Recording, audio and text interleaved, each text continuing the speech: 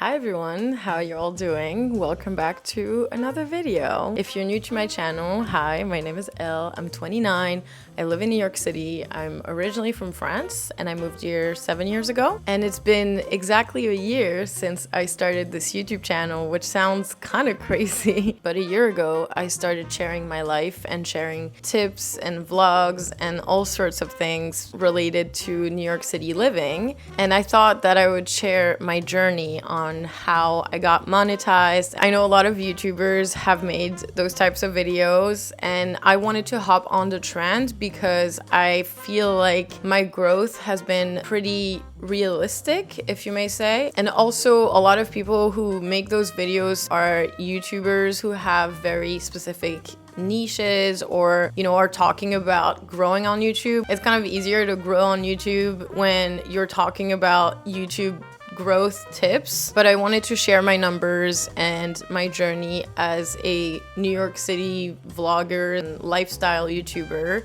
because I feel like there aren't as many of those videos for my niche, which is basically I don't really have a niche. And when I started my YouTube channel, I really thought that I needed to have a set niche and I didn't really want to have one because there were so many things that I love to talk about and I was still able to grow without having a specific niche. So also I want to give total credit to Alexis Eldredge because she's the one who I think started those videos. I know at the time I was very inspired by her video and I loved it and I think it's contributed to me starting to think about creating my own channel. I haven't made videos yet about the process of creating a channel and growing on YouTube, but if you guys like these types of video, I'll definitely make more because I feel like YouTube has brought so much to my life and has changed my life in so many ways, and I want to encourage other people to do that as well if that's something that they're drawn to. So in 2019 actually is when I first started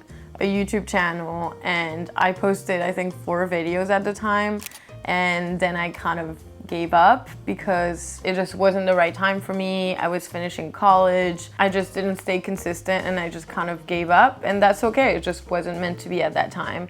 But it kind of goes to show how much I really have always wanted to start a YouTube channel, and I'm so glad that I finally officially started and kept up with it. So I posted my first video in June of 2024. It was a Paris vlog, and then after that I proceeded to post New York City related vlogs for the most part and some budgeting videos, content about, living in New York and living in New York specifically on a budget. But at the time I was still kind of trying to figure out the type of videos that I wanted to make. And things started to pick up a little bit for me in the fall. So in my first month of posting on YouTube consistently, so that was July of 2024, I posted a lot of vlogs, a lot of NYC like lifestyle content, and that got a little bit of traction, maybe a few hundred views on some videos. I think I had my first video, it was a self-care week in my life that got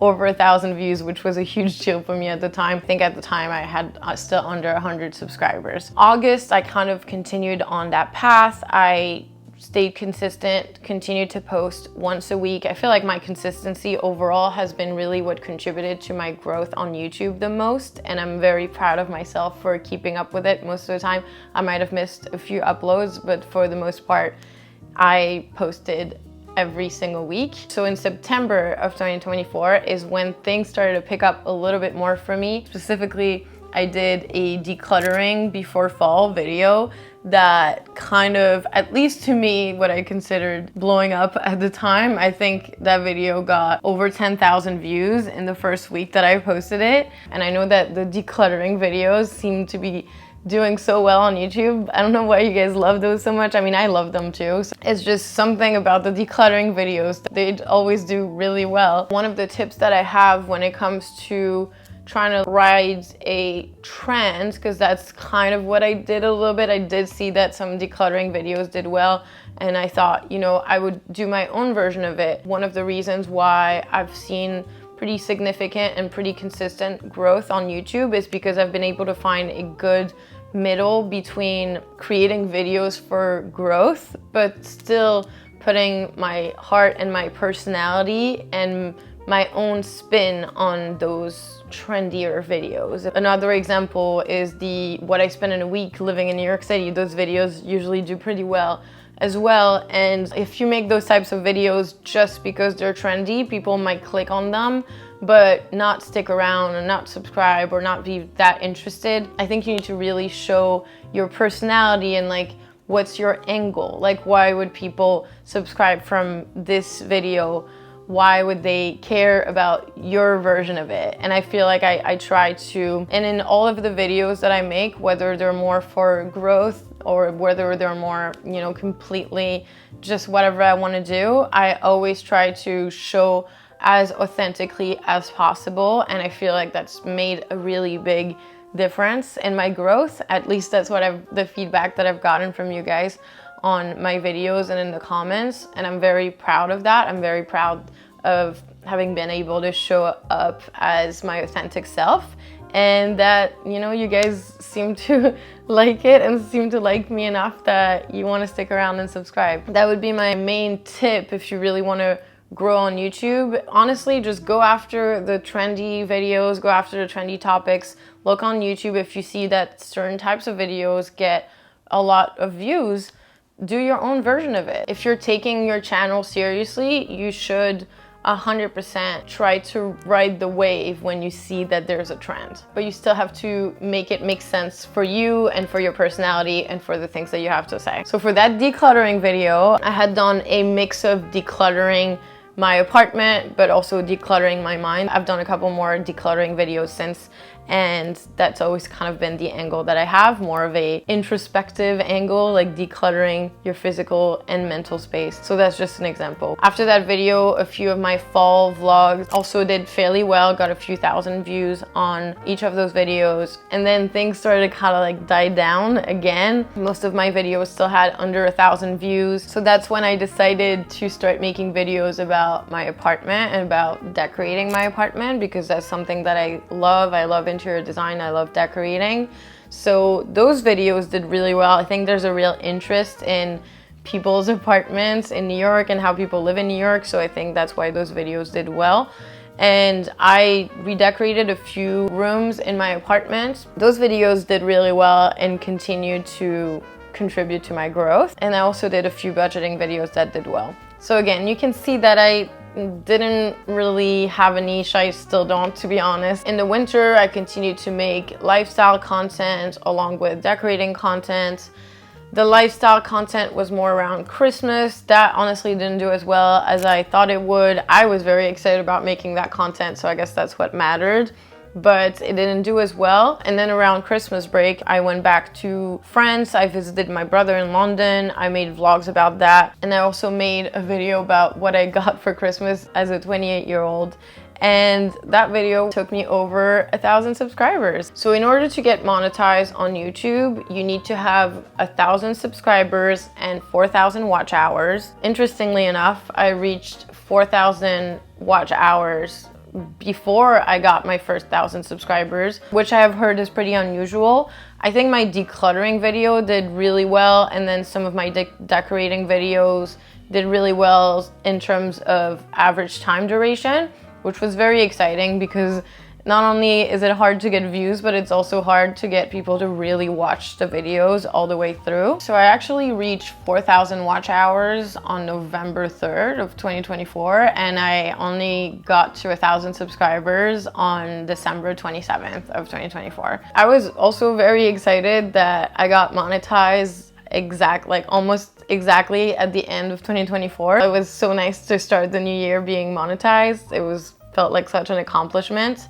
And also it makes it very easy to look at the first 6 months of being monetized, because it's literally from January to June, which is what we're gonna do right now. Let's get into the details of exactly how much I earned on YouTube since I got monetized in January. So in January, I posted 4 videos, so 1 video a week. I got 29,535 views, which was huge. I had another video that did really well that month, which was a vlog that I titled "What It's Really Like to Live in New York City in 2025." And that video did really well in January, it got over 16,000 views. And then my second most viewed video that month was another decluttering and organizing my apartment with over 6,000 views. So in the month of January, I made a total of $257.96. And so that month, I actually gained another 1,000 subscribers, which was kind of insane considering it took 6 months to get my first subscribers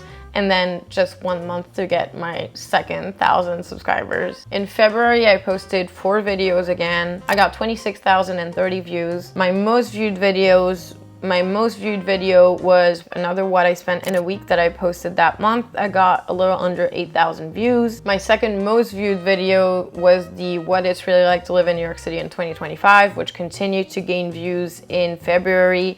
It gained over 6,600 views. So with all of that, for the month of February, I made $225.52. And that month, I gained 576 subscribers. In March, my views were down a little bit. It was a slower period for me.